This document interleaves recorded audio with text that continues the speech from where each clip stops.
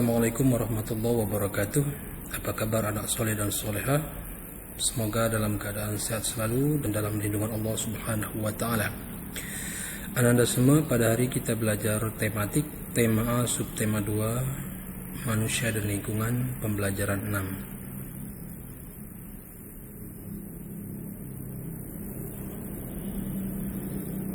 6. Pada pembelajaran 6 ini kita akan belajar IPA, membuat model sederhana organ gerak manusia.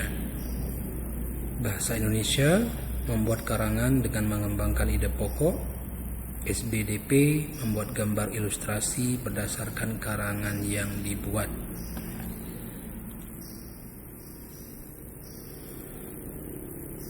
Pelajaran IPA, membuat model sederhana organ gerak manusia. Apa langkah-langkahnya? Langkah-langkah membuat model rangka manusia. Yang pertama, siapkan gambar model rangka. 2. Dengan menggunakan lem, tempel gambar model rangka pada selembar karton manila.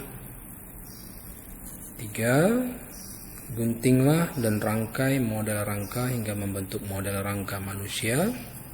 Gunakan lem untuk menghubungkan bagian-bagian rangka. Ini cara membuat model rangka manusia ya. Cara kerja otot pada gerak tubuh manusia melibatkan otot, tulang, dan sendi. Kerja otot ada yang dapat dikendalikan oleh kita secara sadar dan ada yang tidak ya. Contoh pergerakan otot yang bekerja tanpa kita sadari yaitu mata yang berkedip dan jantung yang berdetak. Otot yang bergerak atas perintah kita yaitu otot rangka yang berperan dalam membantu kita melakukan aktivitas sehari-hari ya. Yaitu cara kerja ototnya. Otot dibedakan menjadi 3 jenis. Nah, apa saja? Yang pertama otot jantung ya. Dengan ciri-ciri sel berbentuk silinder, memanjang dan bercabang. Bekerja secara tidak sadar. Inti sel banyak dan terletak di tengah, kontraksinya kuat dan berirama. Contohnya otot jantung ya. Kemudian yang kedua otot polos. Dia ciri-cirinya gelendong dengan kedua ujung runcing, bereaksi lambat dan tidak mudah lelah, hanya memiliki satu inti sel yang berada di bagian tengah. Contohnya otot peredaran darah, otot urat nadi dan otot usus ya. Kemudian yang ketiga otot lurik ya, otot lurik. Nah, otot lurik ini berbentuk silinder ya, ciri-cirinya ya, panjang, mempunyai ribuan serabut yang berbentuk jaringan otot. Inti sel banyak dan berada di bagian tepi. Bekerja dengan kesadaran, mampu bekerja keras dan cepat ya.